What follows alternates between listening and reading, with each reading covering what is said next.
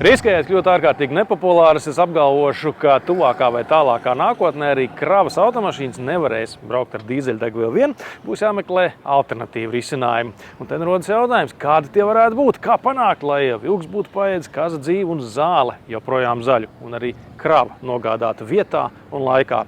Iespējams, ka atbildes mēs atradīsim konferencē transporta nozares nākotne un attīstība. Scania un Virši kopīgi rīkotās konferences viena no karstajām tēmām – transporta enerģijas likumprojekts.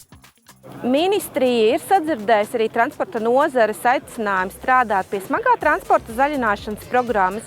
Un šīs nedēļas sākumā mēs esam iesnieguši savu vīziju Eiropas Investīciju bankā, lai izmantotu modernizācijas fonda līdzekļus.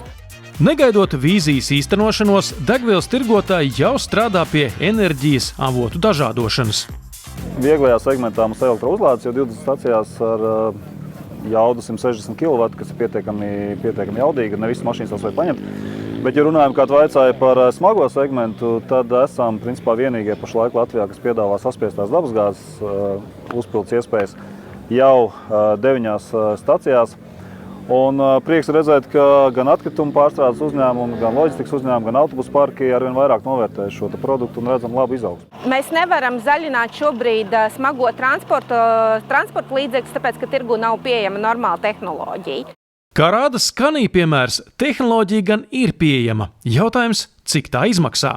Mēs varam piedāvāt gan ar biogāzi darbināmas automašīnas, gan ar dabas gāzi darbināmas automašīnas, tāpat arī ar sašķidrinātu gāzi darbināmas mēs varam piegādāt un elektroauto varam piedāvāt. Ilgtermiņā tas būtu tāds risinājums, ka ir jābūt dažādībai arī transporta nozarē. Elektrība nav risinājums visam. Bezizmešu transportu var izmantot vietējiem un tuviem pārvadājumiem.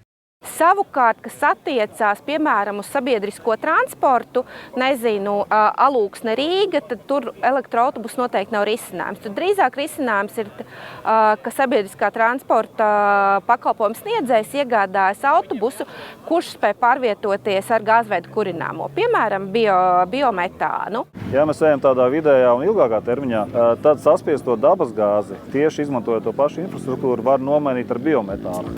Un tādā gadījumā pat nav nepieciešama kravas automašīnu pārbūve. Bet kāda ir transporta uzņēmuma pieredze ar kravas automašīnām, kas pārvietojas ar saspiestu dabas gāzi? 21. gadā uzsākām lielu sadarbību ar Viršiem un ar Scania. Izveidojām uzpildu staciju Brocēnos, iegādājāmies 5 gāzes automašīnas un cītīgi sākām vest šveinku Latvijas cementu uz Liepājas ostu. Taču pēc Krievijas iebrukuma Ukrainā dabas gāzes cena pieckāršojās, un no vairuma CNG kravinieku nācās atteikties. Un tad šobrīd esam palikuši pie 1 gāzes automašīnas, pieredzi esam ieguvuši, bet skatāmies zaļu un domājam par nākamo mašīnu, kad ir jāiegādājas atpakaļ kaut kas tāds.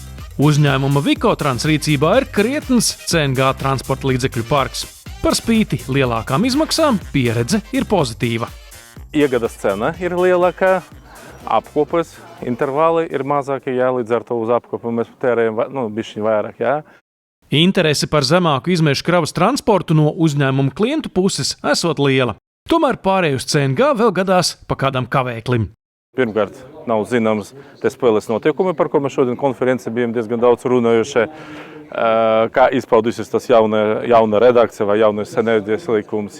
Un otrais, ka tomēr šobrīd izmaksas uz nosacītu nobrauktu kilometru uz CNG mašīnām ir lielākas nekā uz dīzeļdegvielas mašīnām.